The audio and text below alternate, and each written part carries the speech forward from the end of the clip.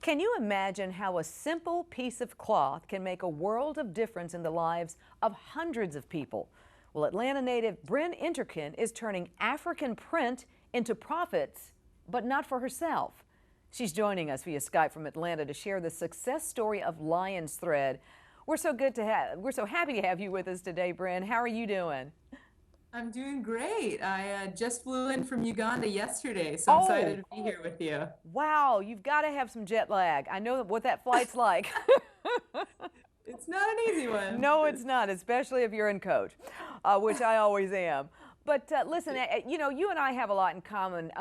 Uganda is the first country on the continent of Africa that I visited, and I have a special tendre in my heart for it. My father-in-law is Ugandan, so I really want to know about how you decided to focus on Uganda and Ugandan women versus women in any other part of the world. Yes. Well, about 5 years ago, I went to Uganda for the first time to work in microlending. I was doing audits, and it was a very different experience than what I'm doing today, but it's what brought me to the country. I learned so much about what it means to work in a rural environment, work in a developing country.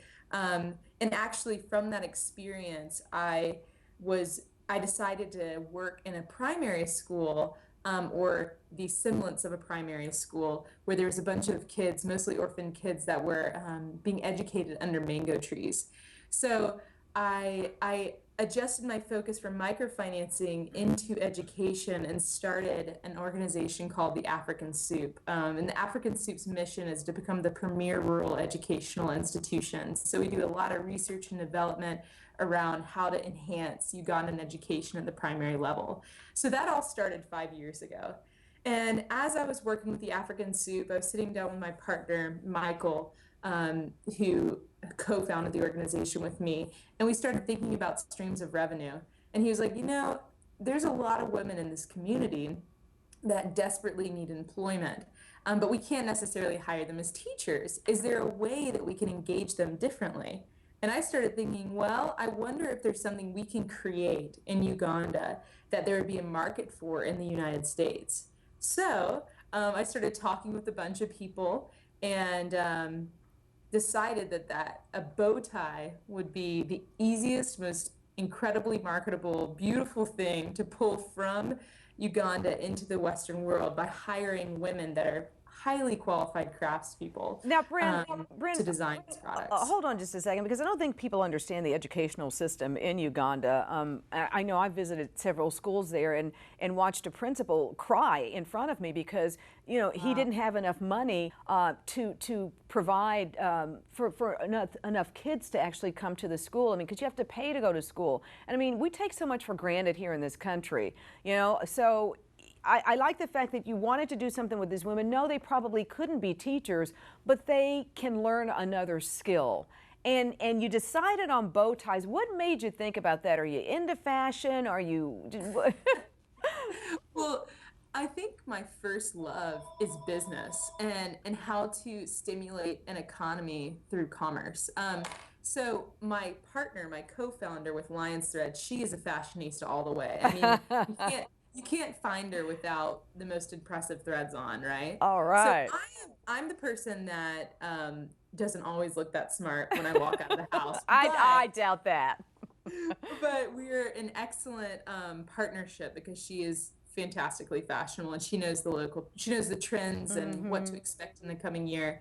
But my interest in business, as well as my interest in education and development, has really helped build Lions Thread up. And you're right, like in Uganda, education's a problem. Like that's why with the African Soup, we decided to make that our mission to become the premier rural educational institution. And then that dovetails into Lions Thread nicely, because with Lions Thread, we're teaching women, how to enhance their craft, Right. and also how to build a livelihood off of being a seamstress, and provide school fees for their kids and really stimulate the family unit so they can provide for their family, rather than it being kind of a sad situation, but being really an empowering situation for women. And you know, in Uganda, as in, I'm sorry, every country and every continent in the world, women are the driving force behind taking care of the family and taking care of the children, making sure that the children can receive education,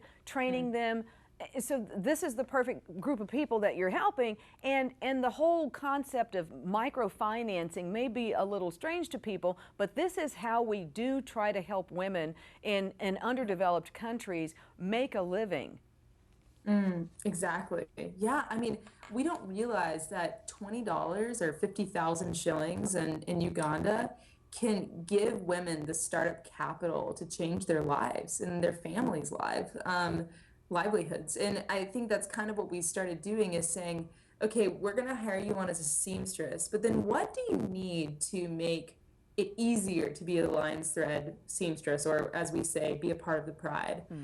So one seamstress came to us and said, I want power in my house because I think I can work later into the evenings if I have power. And we said, okay, well, let's figure out how to make that work.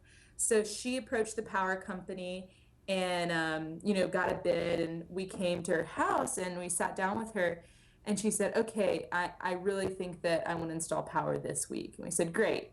So what do you think that partnership will look like with Lion's Thread? And we were expecting her to say, I'll pay 10%, you pay 90%. And she said, well, I was thinking 50-50. Wow. Kind of like that would be a stretch. Yeah, right. And we're like, whoa, Sarah, you've done so much for us. That is the least we could do. So we're partnering together to, she maybe couldn't pay 100%, Right. but she's paying 50% and we're paying 50%. And now she can stay up and work longer, and her kids can stay up and do homework in her house. That is fabulous. Yeah, just a really cool story of how we're really connecting with our employees and engaging them differently and being a part of their lives, and wanting to be their number one champion. Brin, tell me, where the bow ties that they make, do you sell them here in the United States, in Europe, on the continent? Yes. So we just launched our online store. It's lionsthread.com. Nice. And we sell directly online. And we had a Kickstarter campaign a couple of months ago that was successful. But now we're trying to figure out how to engage with retailers and wholesalers to get into stores and on the shelves, and stores across the country, even in Europe. We haven't connected in Europe yet, but right now our main place to buy the actual ties is online on our online store. Well, while you're in Africa, there are plenty of Europeans there, of course, and I have no doubt that you're going to get into the European market. You're going to get in anywhere you want to go. You're doing the right thing. Tell me where you came up with the name Lion's Thread. I mean, I think I know I like it. Yeah, no, it's actually a really funny story. I was going on a jog. I was living in Boulder, Colorado for a couple of months, and I was running in the Flatirons, and I think I almost tripped. That feeling of like something great is happening, and I kind of lost my senses, and I tripped, and I came up with the thought that like lion, like a lion is like a strong character in Africa, one of the strongest animals on the earth. That's kind of what we're trying to present to people, is this very strong and powerful idea. And so lion came from that. And when I tripped, I was like, lion, like that's exactly what we are. We're a powerful force to be reckoned with. And then threads just is a beautiful way of incorporating the fashion part of it. So Lion's Thread it is. Brin Enterkin, founder of Lion's Thread, joining me in our passion for the women of Uganda. Thank you so very much for what you're doing, and continue to do it. And she believes, as I do, in trade over aid.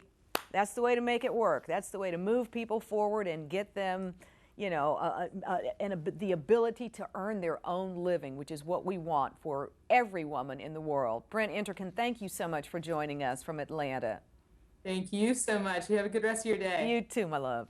All right, bye. And we'll be right back. Stay with us.